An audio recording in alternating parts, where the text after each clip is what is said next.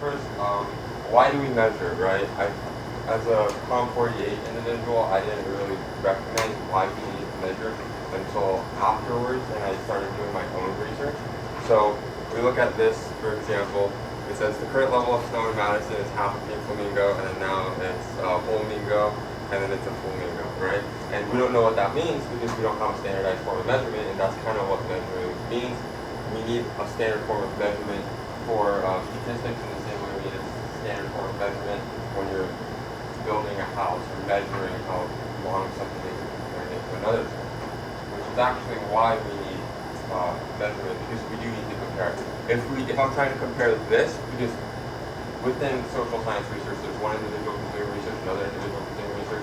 They need to be able to compare their research to each other and say, I've done this, and this is the results that I've gotten, and I've done this, and this is the results that I've gotten, and see how they're different. If we were using flamingos and tortoises, we may not be able to understand the difference between two different measurements, whereas if we're using the same standardized form of measurement, we can compare it. Which is why for operationalization and then also standardization, that allows us to compare. Now, types of comparisons. We can compare among individuals. We can compare among different studies using the same measures, and then among other studies using similar measures. Not every single study uses the same measure, but like for example, in my study, I used a scale called the Mini IP. That's a shortened version of the Big Five personality traits questionnaire. And the reason I used that was because I wasn't paying anybody any money to take my quiz, and I needed to get like 100 individuals to take my quiz, and so I shortened it. That's a similar measure, but it's still standardized to the extent that I can compare those results to the results of the larger IP scale, which also measures those Big Five personality traits. So now, a little bit of audience interaction. So, if we were to measure strength, we can go into like, how strong are you? That could be a question. Like, does anybody have an idea as to like why we can't just ask that question?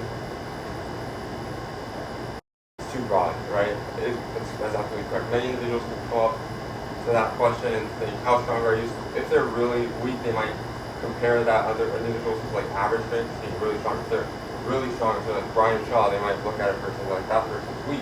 So like the Hulk, they might think the other person's weak. So instead, we do stuff like, looks like they can lift more than 200 pounds, looks like they can bench more than 150 pounds, and then that would allow us to understand better, oh, this is how strong this individual is, this is how strong the other person is, and we can compare those two results. Instead of how strong are you, because the internal reliability, which we'll go into a little bit later, is different. Now, real quick, I want to show you the Mini IPI. This is what I used for my study that I did in common research. You guys don't have to do a study here, but when you guys do capstone, you guys have to do a study. You can do qualitative studies or you can do a quantitative study. What I did was a quantitative study, and when you do a quantitative study, you ask like over 100 individuals that you want, and you have to find an instrument to measure that. So this one had different kinds of thought, specifically like agreeableness, extroversion, and we had to measure all those.